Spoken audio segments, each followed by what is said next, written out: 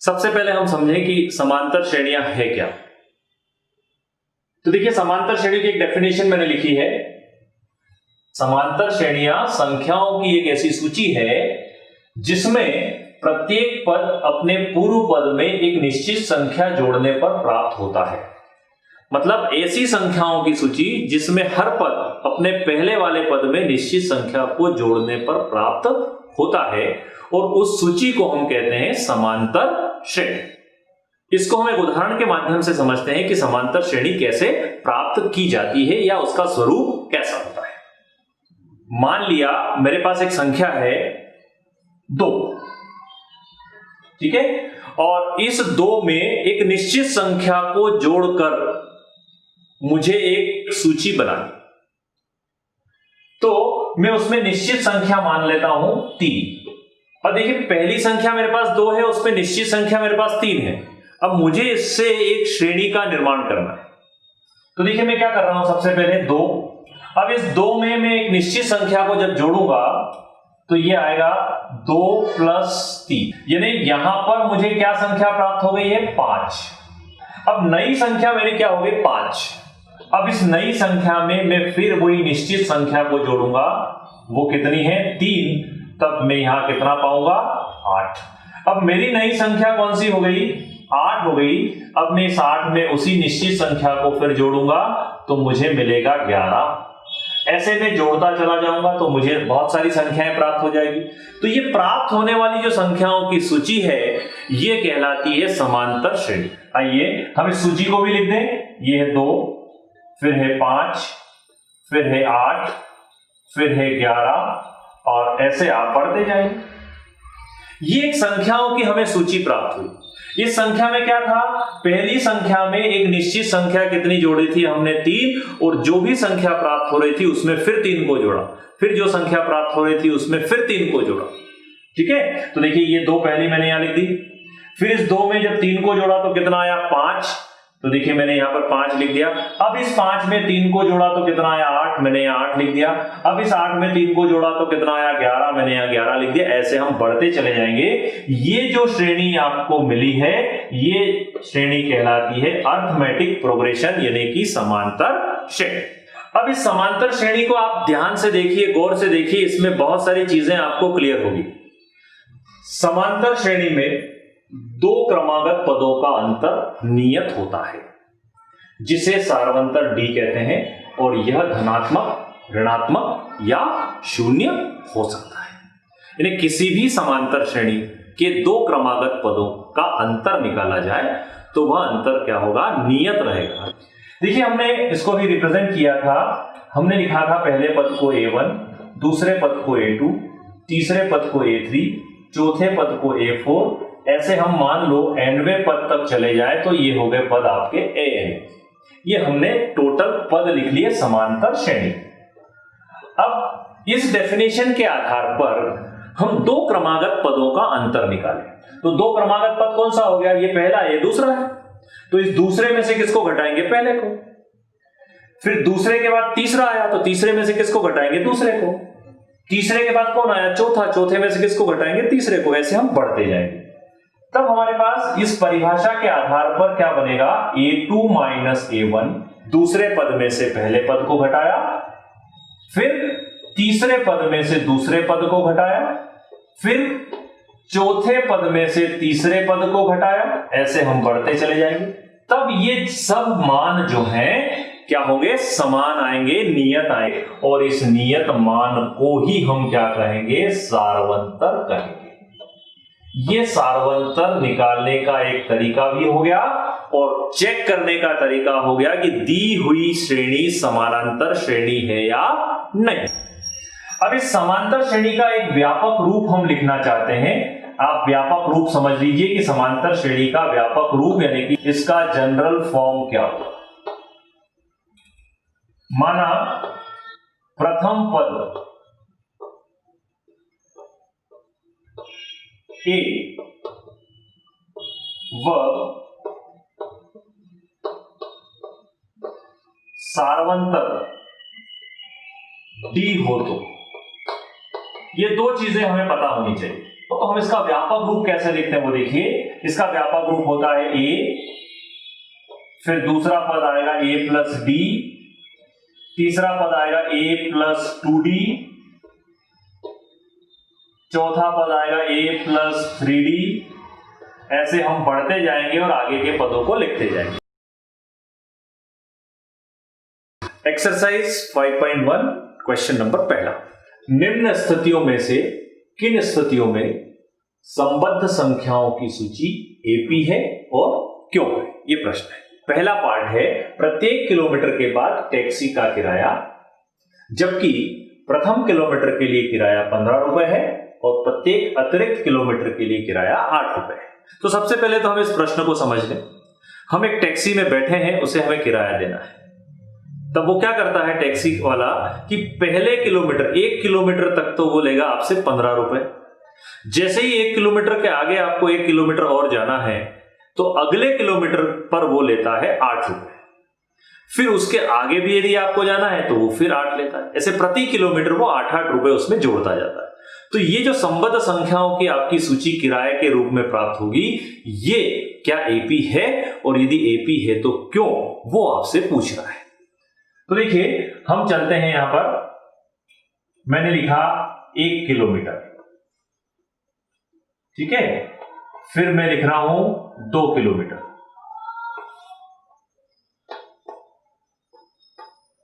फिर मैं लिख रहा हूं 3 किलोमीटर,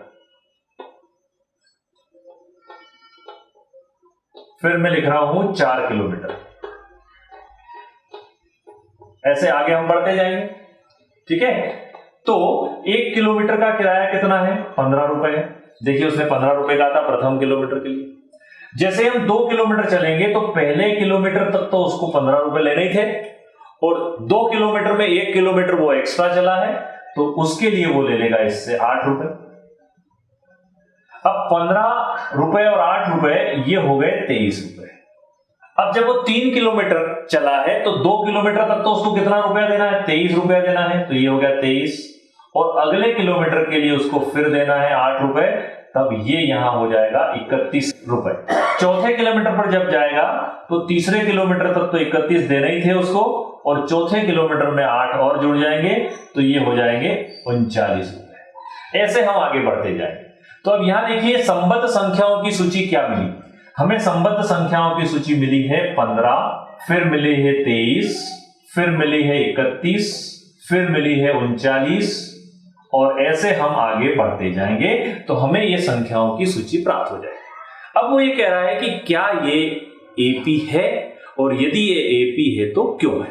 एपी में मैंने आपको सिखाया था कि यदि हम एपी की बात करते हैं, समांतर श्रेणी की बात करते हैं, तो इस पहले वाले पद को हम लिखते हैं A1, ठीक है। दूसरे वाले पद को हम लिखते हैं A2, तीसरे वाले पद को हम लिखते हैं A3, चौथे वाले पद को हम लिखते हैं A4। ऐसे हम लिखते चले जाएंगे, ठीक है। अब ये पहला पद, दूसरा पद, तीसरा पद और ये चौथा पद आपका। अब आपको ये बताना है कि ये जो संबद्ध संख्याओं की सूची हमें प्राप्त हुई है ये एपी है। एपी है कैसे पता चलेगा, तो इसके लिए हमने क्या कैलकुलेशन करनी है, हमें देखना है कि इस दूसरे पद में से पहले पद को घटाएं, तीसरे में से दूसरे को घटाएं और चौथे में से तीसरे को घटाएं, तो संख्या क्या आनी चाहिए, नियत आनी चाहिए। अगर ये नियत आती है तो ये श्रेणी कैसी है, समांतर श्रेणी अर्थात एपी है, अन्यथा नहीं है। तो हम देखते हैं कि ये द्वितीय पद में से पहला पद अगर आपने घटाया तो कितना आया। देखिए A2 माइनस A1, A2 कितना है 23 और A1 कितना है 15, तो ये हो गया 23 माइनस 15, 23 में से 15 गए तो कितने बचे 8। फिर यहां ले लो आप A3 माइनस A2, तीसरे में से कौन सा घटाना पड़ेगा, दूसरा, तो तीसरे में से दूसरा गया तो कितना हो गया आपके पास, तीसरा कौन सा 31 माइनस 23, ये हो गया 31 माइनस 23, 31 माइनस 23 कितना हो गया आपका 8। फिर है A4 माइनस A3, A4 कितना है 39, 39 माइनस कितना है 31, कितना आया 8। तो ये देखिए ये भी 8 है, ये भी 8 है और ये भी 8 है। इसका मतलब क्या हुआ, हर पद में से उसका पूर्व पद जब हमने घटाया तो संख्याएं नियत आ गई, और जब संख्या नियत आ गई तो ये क्या है एपी है।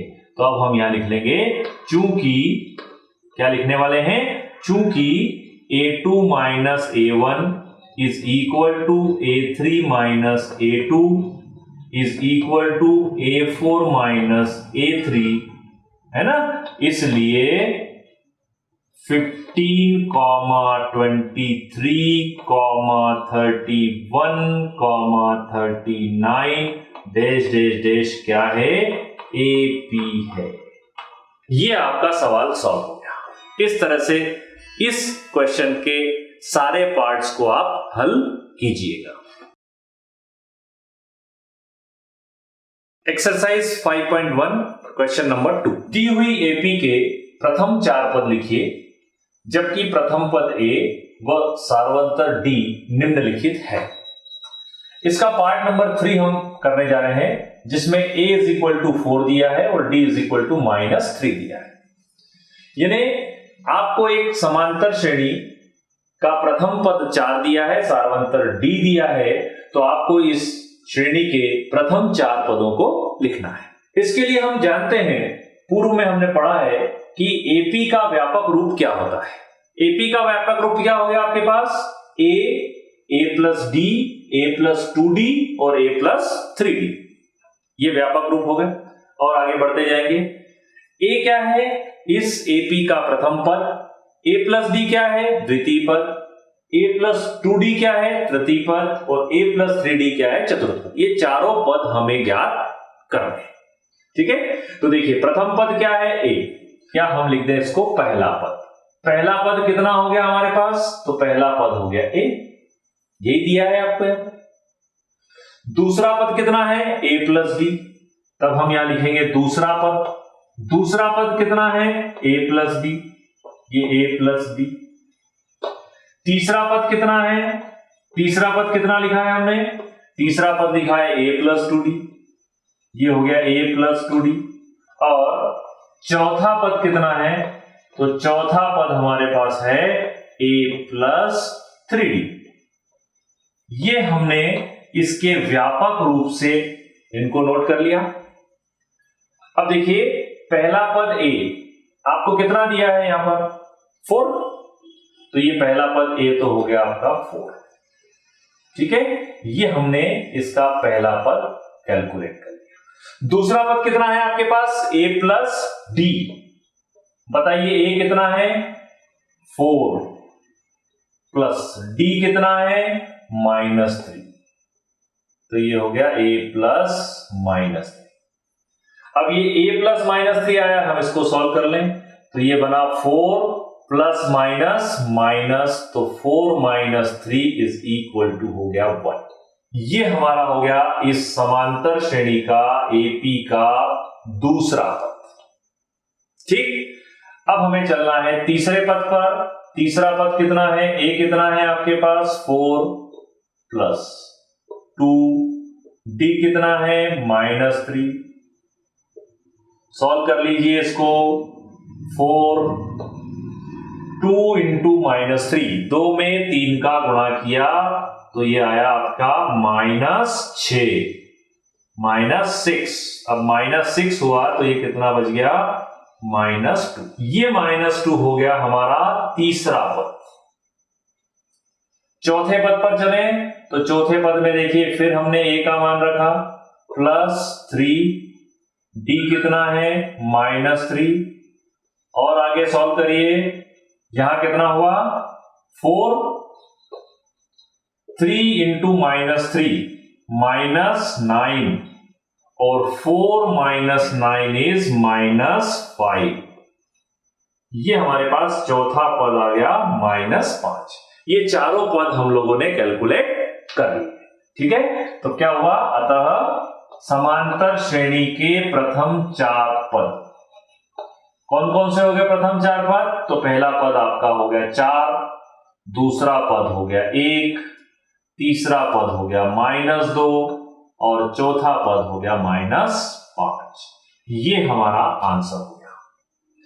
इस तरह से आप क्वेश्चन नंबर 2 के दूसरे भागों को सॉल्व करेंगे। एक्सरसाइज 5.1 क्वेश्चन नंबर 3, निम्नलिखित में से प्रत्येक एपी के लिए प्रथम पद और सारवंतर लिखिए। इन्हें आपको एक एपी दी है, उस एपी का प्रथम पद और सारवंतर आपको लिखना है। ठीक है, इसका क्वेश्चन नंबर पहला ही लेते हैं हम। 3, 1, -1, -3 ये एक समांतर श्रेणी है, एपी है। इसका प्रथम पद लिखना है और सारवंतर लिखना है। तो प्रथम पद का मतलब तो हो गया पहला पद, ठीक है।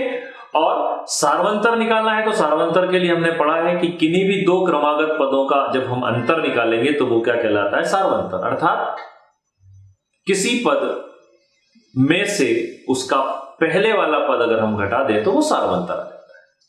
तो देखिए हम इसको कैसा लिखते हैं, हम इसको सॉल्व इस तरह से करेंगे कि यहां पर हम इसको थोड़ा सा आइडेंटिफाई कर लें। समांतर श्रेणी में ये कहलाता है A1, ये कहलाता है A2, ये कहलाता है A3 और ये कहलाता है A4। ये हमने पूर्व में पढ़ा है ना। अब हम इसका सॉल्यूशन लिखते हैं। जब हम इसका सॉल्यूशन लिखने जाएंगे तो प्रथम पद होता है A1। क्या होता है, प्रथम पद A1 होता है। तो प्रथम पद A1 कितना है हमारे पास, 3 है। ये तो पहला पार्ट आ गया, आपने प्रथम पद लिख दिया। ये पहला पद जो है ये प्रथम पद होता है। अब आपको निकालना है सारवंतर। तो सारवंतर के लिए हमने क्या पढ़ा है कि हम इस दूसरे पद में से पहले को घटाते हैं, तीसरे में से दूसरे को घटाते हैं, या चौथे में से तीसरे को घटाते हैं। तो इन तीनों का मान सेम आएगा, नियत आएगा और वही मान क्या कहलाएगा, सारवंतर कहलाएगा। ठीक है, तो अब हम क्या करेंगे, इसको सारवंतर निकालने के लिए हम क्या कर लें, इसमें A2 -A1 कर दें। अब A2 -A1 आपने किया तो देखिए कितना आ रहा है, A2 कितना है 1 और A1 कितना है 3, तो ये आया 1 -3। 1 -3 यानी कितना हो गया, ये -2 हो गया। ठीक है, ये जो -2 है ये हमारा सारवंतर।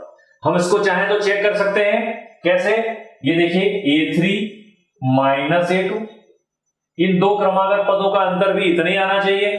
तो देखिए A3 कितना है हमारे पास, A3 है -1 और -A2 कितना है 1, तो ये हो गया 1। तो -1 कितना हो गया, -2। हम इसको कैसे लिखेंगे, चूंकि A2 -A1 is equal to A3 -A2 is equal to -2 है। यानी A2 -A1, A3 -A2 क्रमागत पदों का अंतर आ गया। ये कितना है, -2 है, इसलिए सारवंतर D बराबर कितना हो गया, -2 हो गया। ये हमारा आंसर है। इस तरह से आप क्वेश्चन नंबर 3 के दूसरे भागों को भी हल करिएगा। Exercise 5.1 question number 3, part number 3। ये एक एपी है, समांतर श्रेणी है। इसके प्रथम पद और सारवंतर आपको लिखने हैं। क्या करेंगे, ये पहला पद है, इसको हम A1 मानते हैं। ये दूसरा पद है, इसको हम A2 मानते हैं। ये तीसरा पद है, इसको हम A3 मानते हैं और ये चौथा पद है, इसको हम A4 मानते हैं। ये 4 पद हो गए समांतर श्रेणी के।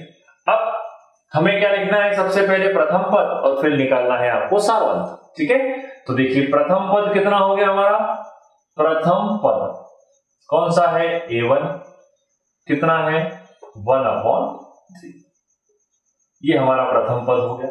ये हमने प्रथम पद को कैलकुलेट कर। अब हमें निकालना है सारवंतर। सारवंतर के लिए हमने क्या पढ़ा है, क्रमागत पदों का अंतर। एक पद में से उसके पहले वाले पद को घटा दिया तो सारवंतर आ गया।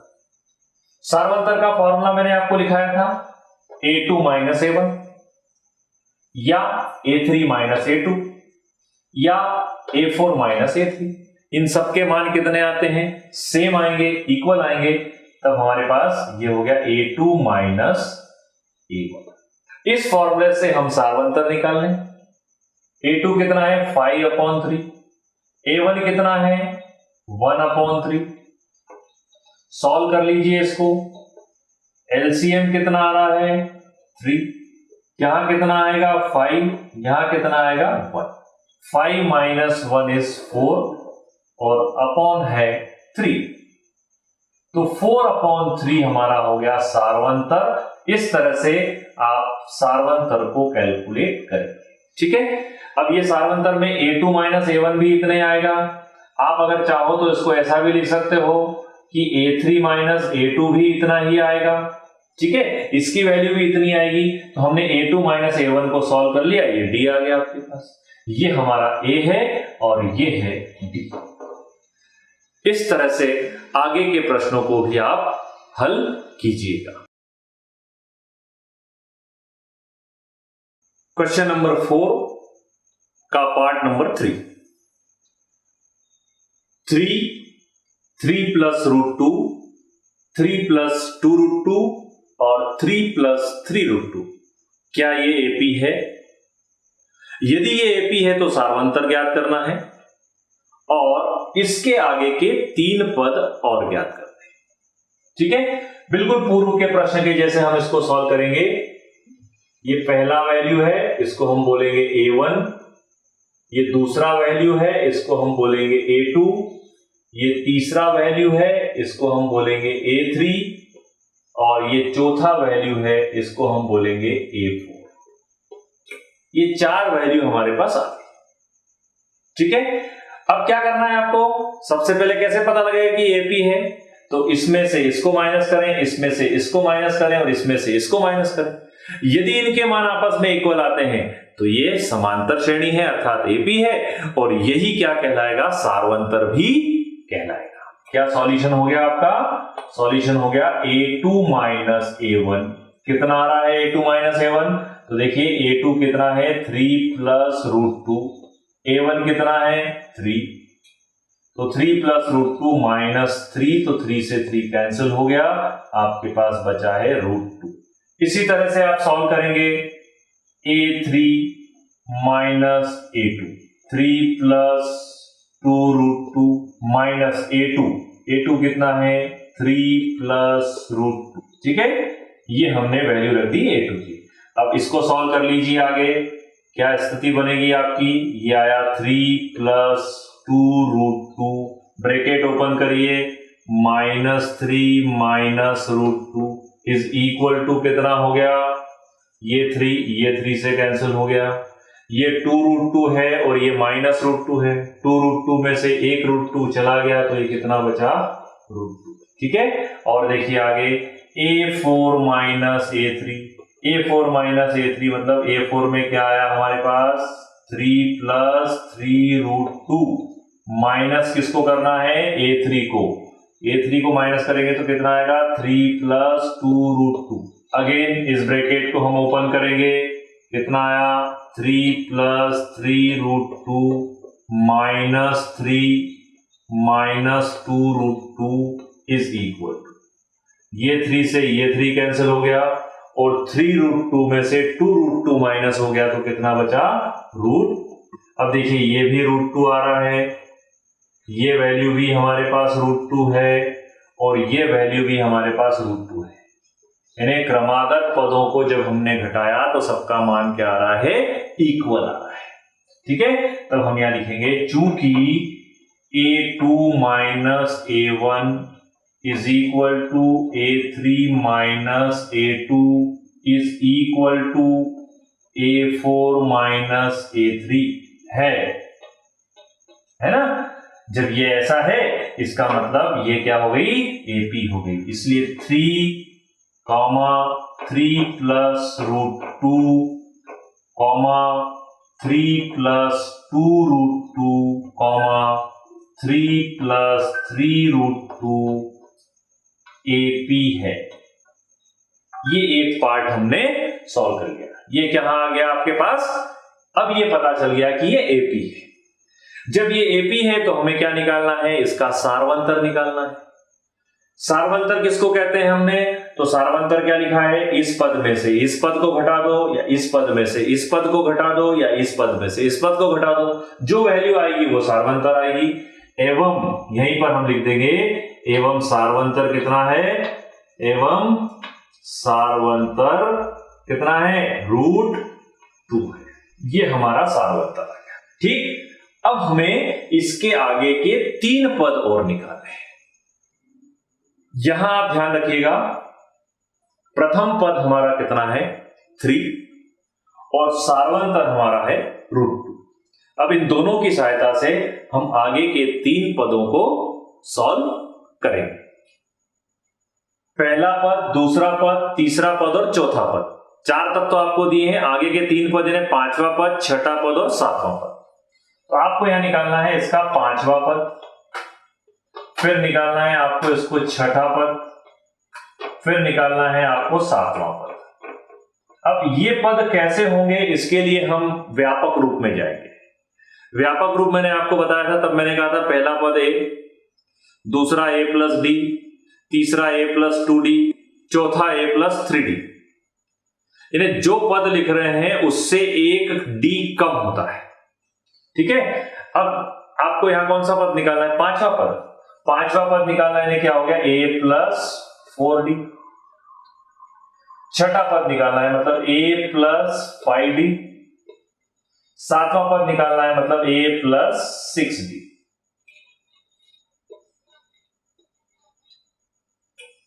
a कितना है, कितना रखा था मैंने, 3 + 4 इंटू d कितना आया था, d आया था √2। तो ये हो गया 3 + 4 √2। ऐसे ही हम इस पर चलें, a कितना है, 3 + 5, d कितना है, √2। 7वें पद पर चलें, 3 + 6 √2।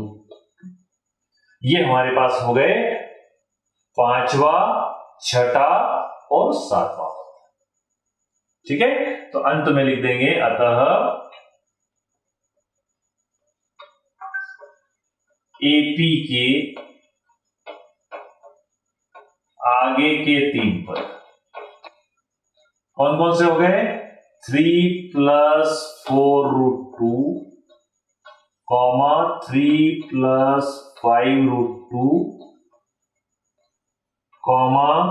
3 + 6 √2। ये हमारा आंसर हो गया। इस तरह से हम इस क्वेश्चन नंबर 4 के आगे के भागों को भी हल करेंगे।